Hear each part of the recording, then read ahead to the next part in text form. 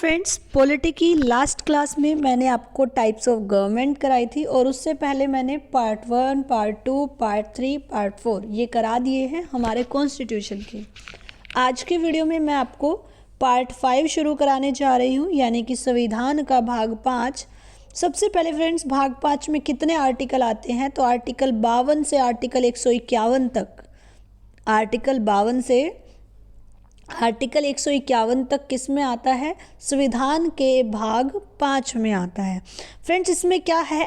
हमारी एग्जीक्यूटिव यानी कि कार्यपालिका 52 से 78 जो आर्टिकल है उसमें हमारी कार्यपालिका के बारे में है कि राष्ट्रपति, ये कितने से कितने आर्टिकल में राष्ट्रपति के बारे में है, फिर उपराष्ट्रपति यानी वाइस प्रेसिडेंट के बारे में, और पीएम यानी प्राइम मिनिस्टर के बारे में कौन कौन से आर्टिकल में लिखा है। तो देखिए फ्रेंड्स, प्रेसिडेंट के बारे में यानी राष्ट्रपति के बारे में आर्टिकल 52 से 62 है, और उपराष्ट्रपति यानी वाइस प्रेसिडेंट के बारे में 63 से 73 तक जो आर्टिकल है उनमें वर्णन है, और पीएम का जो वर्णन है फ्रेंड्स वो आर्टिकल 74 और 75 में है। तो चलिए फ्रेंड्स शुरू करते हैं। देखिए, हम शुरू करेंगे आर्टिकल 52 से, क्योंकि पार्ट 5 कहाँ से शुरू होता है? आर्टिकल 52 से शुरू होता है।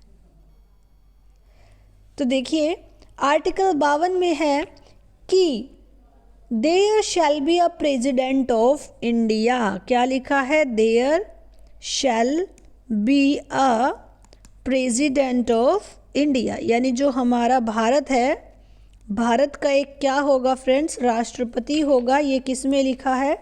ये संविधान के भाग 5 के आर्टिकल 52 में लिखा है।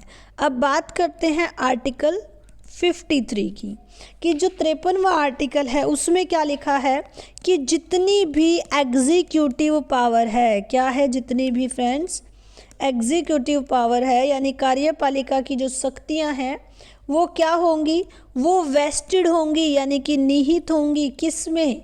प्रेसिडेंट में। राष्ट्रपति के अंदर कार्यपालिका की समस्त शक्तियाँ क्या होंगी? निहित होंगी, यानी कि जो कार्य हैं उनका जो पावर है प्रेसिडेंट की, ये कि उसके अंदर समस्त कार्यपालिका शक्तियाँ निहित होंगी। ये इस पावर को किसके थ्रू यूज़ करता है फ्रेंड्स? मंत्री परिषद यानी कि काउंसिल ऑफ मिनिस्टर के द्वारा यूज़ करता है। ठीक है, तो हम क्या लिखा है 53वें आर्टिकल में कि जितनी भी एग्जीक्यूटिव पावर है यानी कि जितनी भी कार्यपालिका शक्तियां हैं वो सारी की सारी राष्ट्रपति में निहित होंगी, और राष्ट्रपति किसकी मदद से इन शक्तियों का यूज़ करेगा? तो काउंसिल ऑफ मिनिस्टर यानी मंत्री परिषद की मदद से राष्ट्रपति इनका यूज करेगा। चलिए फ्रेंड, आगे देखते हैं हम आर्टिकल 58 कि आर्टिकल 58 क्या कहता है। कौन सा आर्टिकल? आर्टिकल 58। देखिए, आर्टिकल 58 ये कहता है फ्रेंड्स कि जो क्वालिफिकेशन है पोस्ट ऑफ प्रेसिडेंट के लिए वो क्या होनी चाहिए। तो आर्टिकल 58 में क्या है? क्वालिफिकेशन किसके लिए? प्रेसिडेंट की पोस्ट के लिए क्या क्या क्वालिफिकेशन होनी चाहिए फ्रेंड्स? अगर आप राष्ट्रपति बनना चाहते हो भारत का तो आपकी एज 35 ईयर्स होनी चाहिए, 35 साल होनी चाहिए। You must be a citizen of India, must be a citizen of India, यानी कि आप भारत के नागरिक होने जरूरी हो। और friends, must not be dismantle and bankrupt. क्या नहीं होने चाहिए आप? डिसमेंटल यानी कि दिमाग खराब नहीं होना चाहिए, और क्या नहीं होने चाहिए फ्रेंड्स? बैंकरप्ट, दैट मीन्स आपका दिवालिया नहीं निकला होना चाहिए। ठीक है, उसके बाद आपकी जो क्वालिफिकेशन है, must be qualified to elected as a Lok Sabha member. Lok Sabha member के सदस्य बनने की क्षमता भी, जो योग्यता है वो भी आपके पास होनी चाहिए कि लोकसभा का सदस्य बनने की योग्यता भी आप रखते हो, क्योंकि सबसे पहले तो लोकसभा का सदस्य ही बनना जरूरी होता है। अब देखिए फ्रेंड्स, ऐसा व्यक्ति जो ऊपर दी गई क्वालिफिकेशंस है, जो ऊपर दी गई योग्यताएं हैं, जो कैपेबिलिटीज़ है कि 35 साल का है, इंडिया का सिटीज़न है, डिसमेंटल नहीं है और बैंकरप्ट नहीं है, लोकसभा का सदस्य बनने की योग्यता है, ऐसे व्यक्ति को जो इन योग्यताओं को पूरा करता है 15,000 रुपये की राशि का चेक लेकर, कितने रुपए की राशि का? 15,000 रुपये की राशि का चेक लेकर, ऐसी राशि जो कि भारतीय रिजर्व बैंक को दे हो, यानी कि भारतीय रिजर्व बैंक में मान्य हो। 50 प्रस्तावक और 50 अनुमोदक, यानी कि 50 तो प्रपोजर्स चाहिए और 50 क्या चाहिए फ्रेंड्स? अनुमोदक चाहिए, यानी कि सेकेंडरी चाहिए। ये पर्चा दाखिल करना होगा, यानी कि 50 तो प्रपोजर्स होने चाहिए आपके पास, प्रस्तावक होने चाहिए, यानी कि 50 व्यक्ति तो आप ऐसे लेके जाओगे जो आपके प्रस्तावक होंगे और 50 आपके अनुमोदक होंगे। आपको क्या करना होगा इन, यानी टोटल कितने हो गए? 100। तो आपको इनके साथ पर्चा दाखिल करना होगा। और अगर आप चुनाव में, देखिए इस बात को ध्यान से समझिए कि अगर आप ये योग्यताएं फुलफिल कर लेते हो तो आपको कितने हजार रुपये लेकर जाना होगा? 15,000। और 15,000 रुपये कैसे होंगे? जो कि रिजर्व बैंक में, आरबीआई में मान्य होंगे। और फ्रेंड्स आपको 50 तो प्रपोजर्स अपने साथ लेके जाने पड़ेंगे और 50 क्या होंगे? सेकेंडरी, यानी कि अनुमोदक। ये व्यक्ति आपको चाहिए और इनको लेकर साथ में जो आप पर्चा भरना है आपको कि राष्ट्रपति पद के लिए मैं इलेक्शन लड़ रहा हूँ। अब मान लीजिए आपने ये सब कर दिया और जब चुनाव हुआ ना, तो चुनाव में 1/6 वोट लेनी जरूरी है। 1/6 जो भाग है, इतने वोट का आना चाहिए। अगर आप इतनी वोट जीतने में असक्षम रहे, आपको इतनी वोट नहीं मिली, तो आपने ये जो जमानत राशि जमा कराई थी ना 15,000, ये आपकी जब्त हो जाती है वहीं, ठीक है। यानी कि आपको कोई पैसा वापस नहीं मिलता और ये जमा कराना पड़ता है सभी को, ठीक है। मान लीजिए जितने भी आपके कंपटीटर खड़े होंगे राष्ट्रपति पद के लिए, अगर आप वो क्वालिफिकेशन रखते हो तो आपको क्या करना पड़ेगा? उन योग्यताओं को पूरा करने के साथ साथ ये 15,000 की राशि जमा करानी पड़ेगी, ठीक है। चलिए, ये लिखा था आर्टिकल 58 में। आगे बढ़ते हैं। देखिए, मैंने बीच में आर्टिकल 58 कराया क्योंकि वो राष्ट्रपति की योग्यताओं को लेकर था।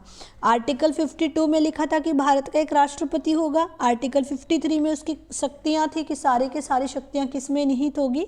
राष्ट्रपति में। अब जो आर्टिकल 54 है वो क्या कहता है कि राष्ट्रपति का जो इलेक्टोरल कॉलेज है वो कैसा होगा, यानी कि राष्ट्रपति का निर्वाचन मंडल, कैसे राष्ट्रपति चुना जाता है? राष्ट्रपति का निर्वाचन मंडल कौन से आर्टिकल में है? आर्टिकल 54 में है। Electoral college of president. इस चीज को चलिए समझते हैं। देखिए फ्रेंड्स, राष्ट्रपति के निर्वाचन मंडल के लिए सबसे पहले क्या होगा? कुछ व्यक्ति जो कि राष्ट्रपति के इलेक्शन के लिए खड़े होंगे। अब जब मैंने आपको क्वालिफिकेशन पढ़ाई थी तो मैंने आपको बताया था कि must be qualified to be elected as a Lok Sabha member, कि राष्ट्रपति जो बनेगा वो लोकसभा का सदस्य तो होना ही होना चाहिए, यानी कि सदस्य नहीं मीन्स उसके पास वो योग्यता होनी चाहिए, लोकसभा का सदस्य बनने की योग्यता भी वो व्यक्ति रखता हो, ठीक है। अब देखिए फ्रेंड्स, जो हमारे इलेक्शन होंगे, एक तो उसमें होंगे इलेक्टेड मेंबर ऑफ लोकसभा, यानी लोकसभा के निर्वाचित सदस्य। इलेक्टेड बोला फ्रेंड्स मैंने, नॉमिनेटेड नहीं बोला, इस चीज़ को भी ध्यान में रखना है। आप सबको पता है वैसे तो 545 सीट पर होते हैं जो टोटल सदस्य होते हैं, लेकिन उनमें से 2 सदस्य मनोनीत होते हैं, यानी कि निर्वाचित नहीं होते, इलेक्टेड नहीं होते, नॉमिनेटेड होते हैं। तो इसका मतलब इसमें से कितने सदस्य भाग लेंगे? सिर्फ 543 सदस्य भाग लेंगे। अगर बात करो elected member of Rajya Sabha, Rajya Sabha के निर्वाचित सदस्य की, तो आपको पता है राज्यसभा में 245 सदस्य होते हैं। उनमें से 12 सदस्य क्या होते हैं फ्रेंड्स? नॉमिनेटेड होते हैं, मनोनीत होते हैं। इसका मतलब राज्यसभा के सदस्यों में से कितने व्यक्ति भाग लेंगे? 233 भाग लेंगे। आगे देखिए, जो भी राज्य विधानसभाएं होती हैं उनके सदस्य हो गए। और फिर जो मेंबर ऑफ दिल्ली और पौंडुचेरी असेंबली के हैं, दिल्ली और पौंडुचेरी से ही क्यों कहा फ्रेंड्स मैंने? क्योंकि यूनियन टेरिटरीज तो और भी बहुत सारी हैं, तो दिल्ली और पौंडुचेरी से इसलिए कहा क्योंकि यहीं पर इन्हीं 2 राज्यों के अंदर विधानसभा है, इसीलिए इन्हीं के सदस्य निर्वाचन में भाग लेंगे। जो और यूनियन टेरिटरीज है उसमें विधानसभा नहीं है, और विधानसभा की योग्यताएं जो है उसके लिए तो क्वालिफाइड होना चाहिए। चलिए अब देखते हैं इलेक्शन होते कैसे हैं। देखिए मान लीजिए ये हो गया आपका सेंट्रल हॉल, ठीक है।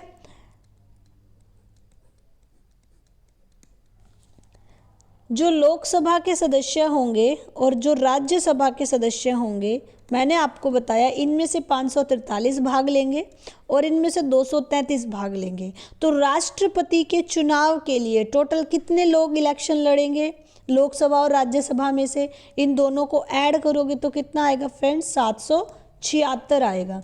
इसका मतलब 776 पीपल राज्यसभा और लोकसभा के जो सदस्य हैं उनमें से राष्ट्रपति के लिए चुनाव लड़ेंगे।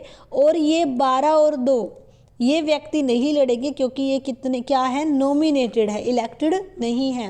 राष्ट्रपति के चुनाव के लिए इलेक्टेड पीपल ही इलेक्शन लड़ते हैं। अब देखिए elected member of state legislative, that means राज्य विधानमंडल जो है उनमें से कौन राष्ट्रपति का इलेक्शन लड़ सकता है और कौन नहीं। देखिए जैसे राज्यसभा और लोकसभा 2 सत्र थे, ऐसे ही राज्य विधानमंडल में भी 2 सत्र होते हैं, जिसमें एक होती है हमारी लेजिस्लेटिव असेंबली, लेजिस्लेटिव असेंबली यानी कि राज्य विधानसभा, और दूसरी होती है friends legislative council, that means राज्य विधान परिषद। अब देखिए फ्रेंड्स राज्य जो हमारी लेजिस्लेटिव असेंबली है यानी कि जो राज्य विधानसभा है उसमें होते हैं एमएलएज, और फ्रेंड्स लेजिस्लेटिव जो हमारी काउंसिल होती है इसमें होती है MLC, member of legislative council. ये अपर हाउस होता है फ्रेंड्स राज्य विधानमंडल का, और ये लोअर हाउस होता है, ठीक है। अब देखिए जो हमारे लेजिस्लेटिव असेंबली के सदस्य यानी कि एमएलएज हैं, ये तो राष्ट्रपति के चुनाव में वोट डालेंगे यानी कि ये हिस्सा ले सकते हैं, इसको हम लोअर हाउस भी बोलते हैं। और जो राज्य विधान परिषद के मेंबर हैं ये वोट नहीं डालेंगे, ये राष्ट्रपति के चुनाव में हिस्सा नहीं लेंगे। जैसे कि यूपी, और पहले जो जम्मू और कश्मीर था उसमें भी विधान परिषद थी, लेकिन अभी वो खुद ही यूनियन टेरिटरी बन गया है, ठीक है, अब वो एक राज्य नहीं रहा। तो क्या होगा फ्रेंड्स, एमएलए जिन स्टेट्स में है वो पार्ट लेंगे, लेकिन जो एमएलसी है राज्य विधानमंडल के यानी कि मेंबर ऑफ लेजिस्लेटिव काउंसिल है, राज्य विधान परिषद है, जहां अपर हाउस जो है वो राष्ट्रपति इस चुनाव में हिस्सा नहीं लेंगे, ठीक है। तो आई होप सो आपको समझ आ गया होगा कि राष्ट्रपति चुनाव में कौन हिस्सा लेगा और कौन नहीं लेगा। कौन से आर्टिकल में लिखा है फ्रेंड्स? आर्टिकल 54 में कि राष्ट्रपति का निर्वाचन कैसे होगा। ये तो था कि कैसे होगा। अब हम देखेंगे नेक्स्ट आर्टिकल, आर्टिकल 55, जिसमें इसका तरीका बताया गया है कि मैनर क्या होगा, manner of the election, election करने का तरीका क्या होगा, कैसे इलेक्शन होगा। देखिए फ्रेंड ध्यान से, राष्ट्रपति का जो निर्वाचन होगा ना, राष्ट्रपति का जो इलेक्शन होगा, राष्ट्रपति का निर्वाचन ये कौन सी विधि से होगा? ये होगा फ्रेंड्स एकल संक्रमणीय मत प्रणाली। कौन सी विधि से होगा? एकल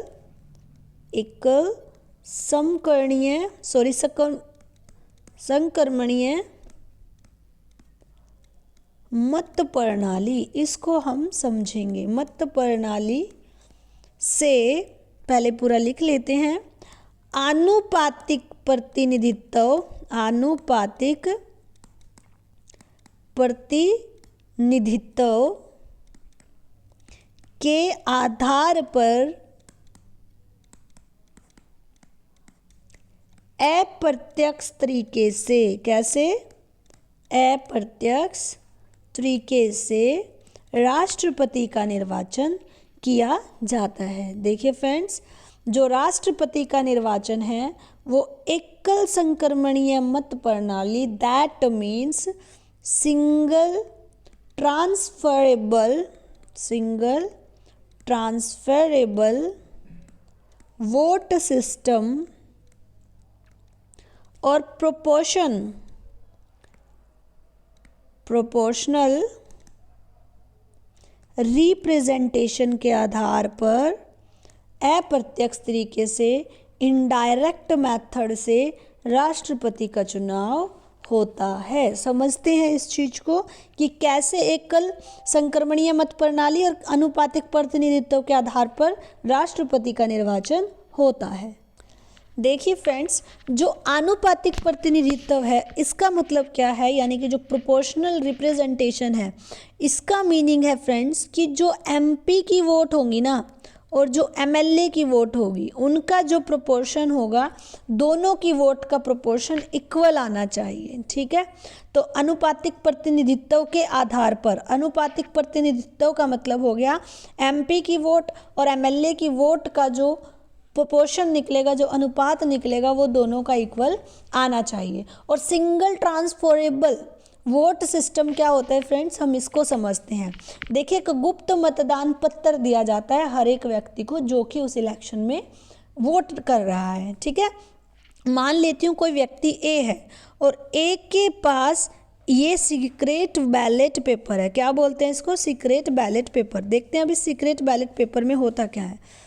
मान लीजिए आपके पास टोटल 7 पार्टियां हैं। ठीक है, 1 2 3 4 5 6 और 1 7 पार्टियां हैं जो कि इलेक्शन में उठी हुई है। मान लेते हैं उसमें से एक हमारी है आप, बीजेपी, आरएलडी,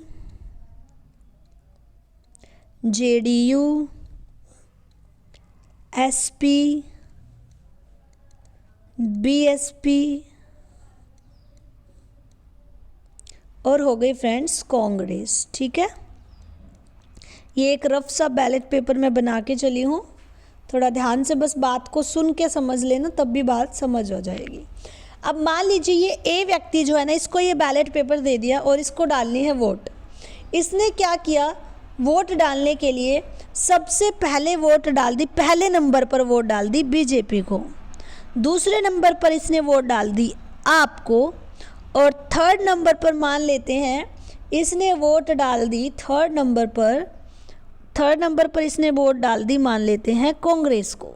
ठीक है, और फोर्थ नंबर पर इसने डाल दी जेडीयू को, फिफ्थ नंबर पर इसने डाल दी आरएलडी को, और सिक्स्थ नंबर पर फ्रेंड्स मान लेते हैं इसने डाल दी एसपी को, और 7वें नंबर पर सबसे लास्ट में इसने डाल दी बीएसपी को। ठीक है, तो जब एक सिंगल पर्सन एक से ज़्यादा पार्टीज़ को वोट डाल देता है ना, उसको बोलते हैं सिंगल ट्रांसफरेबल वोट सिस्टम। क्या बोलते हैं? Single transferable vote system. इसका मतलब है मेरी पहली प्रायोरिटी ये है, अगर ये नहीं जीतता तो मेरी सेकंड वोट इसको जाती है, मैं थर्ड नंबर पर इसको चाहता हूँ। तो वोट हर एक व्यक्ति की फिर देखी जाती है कि फर्स्ट वाला किसका सेम है। मान लीजिए बीजेपी की सबने मोस्टली है जो उन्होंने बीजेपी की चुनी है, तो बीजेपी का जो व्यक्ति, जो प्रतिनिधि व्यक्ति राष्ट्रपति के लिए उठा होगा, उसको क्या हो जाएगी, जीत मिल जाएगी। ठीक है, तो ऐसे एक बैलेट पेपर दिया जाता है और जब एक ही पर्सन वोट को एक से ज़्यादा पार्टीज़ के लिए डालता है तो हम इसको बोलते हैं एकल संक्रमणीय मत प्रणाली। यानी राष्ट्रपति का चुनाव जो निर्वाचन होता है वो इस सिस्टम के द्वारा, यानी वहाँ जितने भी वोटर हैं जो वोट डालेंगे उनको ऐसे बैलेट पेपर दे दिया जाता है। वो अपने एक ही व्यक्ति क्या करता है, ज़्यादा पार्टीज़ के लिए वोट देता है। ठीक है, और अनुपातिक प्रतिनिधित्व यानी कि एकलीय संक्रमण मत प्रणाली से अनुपातिक प्रतिनिधित्व का मतलब है कि जितनी एमपी के और एमएलए के प्रोपोर्शन है ना वोट का, वो इक्वल आना चाहिए। और इनडायरेक्ट तरीके से होता है, यानी कोई किसी को दिखाता नहीं है। ठीक है, अप्रत्यक्ष तरीके से होता है। अब देखते हैं, आगे समझते हैं वोट वैल्यू ऑफ एमएलए कैसे निकालेंगे। वोट वैल्यू ऑफ एमएलए, जो मैंने कहा ना कि एमएलए की वोट का जो और एमपी की वोट का जो प्रोपोर्शन होगा, तो फ्रेंड्स देखिए एक एमएलए की वोट का जो मूल्य होगा ना, जो वैल्यू होगी, वो जितनी भी उस टोटल पॉपुलेशन है उस स्टेट की, जिस स्टेट का वो एमएलए है, पॉपुलेशन ऑफ स्टेट, यानी कि मान लीजिए जो एमएलए हैं उनकी वोट का क्या वैल्यू होगी, ये कैसे पता चलेगा? टोटल पॉपुलेशन जो है स्टेट की, और उसको डिवाइड कर देंगे नंबर ऑफ इलेक्टेड एमएलए, जितने भी एमएलए इलेक्टेड हैं, इलेक्टेड एमएलए की जो संख्या है उससे डिवाइड कर देंगे टोटल पॉपुलेशन ऑफ स्टेट जिसकी ज़्यादा है, ठीक है, और मल्टीप्लाई कर देंगे 1/1000 से। ये तरीका है एक एमएलए की वोट की वैल्यू को निकालने का कि ये एमएलए कितना इम्पोर्टेंट होता है, इसकी वैल्यू, इसकी वोट की वैल्यू क्या वैल्यू रखती है। ऐसे ही वोट वैल्यू ऑफ अगर एमपी निकालनी हो, वैल्यू ऑफ एमपी, एमपी की कैसे निकालेंगे फ्रेंड्स? सभी राज्यों के जितने भी एमएलए हैं, यानी कि टोटल वैल्यू जो आएगी ऑल एमएलएज की, किसकी आएगी? ऑल एमएलए, जितने भी एमएलए हैं जितने भी राज्यों को, उसको डिवाइड कर देंगे हम इलेक्टेड एमपी से। किससे कर देंगे फ्रेंड्स? जितने भी एमपी इलेक्ट होकर आए हैं। तो एक एमपी की जो वोट होती है उसकी वैल्यू निकल कर आ जाएगी। इसका मतलब जो वोट वैल्यू ऑफ एमएलए होगी, वोट वैल्यू ऑफ एमएलए होगी, वो इक्वल हो जाएगी वोट वैल्यू ऑफ एमपी। क्यों हो जाएगी फ्रेंड्स? ध्यान से समझो। हमने कहा वोट वैल्यू ऑफ एमएलए कैसे निकलेगी? जितनी उस स्टेट की पॉपुलेशन है, अगर पॉपुलेशन ज़्यादा है और डिवाइड कर देंगे जितने भी इलेक्टेड एमएलए हैं। अब वोट वैल्यू ऑफ एमपी निकालने के लिए तो total value of all MLA चाहिए, तो ऑल एमएलए की टोटल वैल्यू यहाँ से निकलेगी। इसका मतलब जितना ये आएगा, अगर ये ज़्यादा आएगा तो वोट वैल्यू ऑफ एमपी भी ज़्यादा आएगी, ये एमएलए की वोट वैल्यू कम आएगी तो ये भी कम आएगी। दैट मीन्स ये दोनों क्या हो गए? इक्वल हो गए। यही तो हमने कहा था कि अनुपातिक आधार का मतलब क्या हो गया कि वोट वैल्यू ऑफ एमएलए और वोट वैल्यू ऑफ एमपी क्या होनी चाहिए? इक्वल होनी चाहिए। ठीक है फ्रेंड्स, चलिए अब आगे देखते हैं वैलिड कोटा। अब हम देखेंगे कि वैलिड कोटा क्या होगा, यानी कि किसको हम ये कहेंगे कि ये राष्ट्रपति बन गया है। तो जिसको टोटल वैलिड वैल्यू से, जो भी वैल्यू आई है, टोटल वैलिड वैल्यू और उसका हाफ से एक अधिक वोट मिल जाए। ठीक है, यानी कि जिसको टोटल वैल्यू के आधे का एक अधिक प्राप्त हो जाए ना, उसको माना जाएगा कि वो चुनाव जीत गया है। जितनी भी वहाँ पर टोटल वैलिड वोट है उनका हाफ करके अगर उससे एक ज़्यादा है तो इसका मतलब है कि क्या होगा? वैलिड कोटा है, वो व्यक्ति चुनाव जीत चुका है। तो ये था फ्रेंड्स आर्टिकल 55, जिसमें ये बताया गया कि जो राष्ट्रपति होता है उसका चुनाव होता कैसे है। आई होप सो फ्रेंड्स आपको ये वीडियो समझ आई होगी।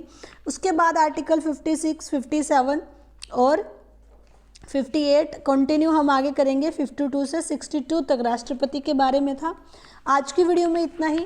फ्रेंड्स, अगर आपको मेरी ये वीडियो अच्छी लगी है तो वीडियो को लाइक कर दें। मुझे कमेंट सेक्शन में कमेंट करके ज़रूर बताएं कि आपको ये वीडियो कैसी लगी। अगर आप चैनल पर नए हैं तो चैनल को सब्सक्राइब कर दें और बेल आइकन को प्रेस करना बिल्कुल ना भूलें, ताकि आपको मेरी डेली वीडियोज़ की नोटिफिकेशन मिलती रहे। डेली पॉलिटी क्लास के लिए फ्रेंड्स मेरे साथ जुड़े रहिए। धन्यवाद।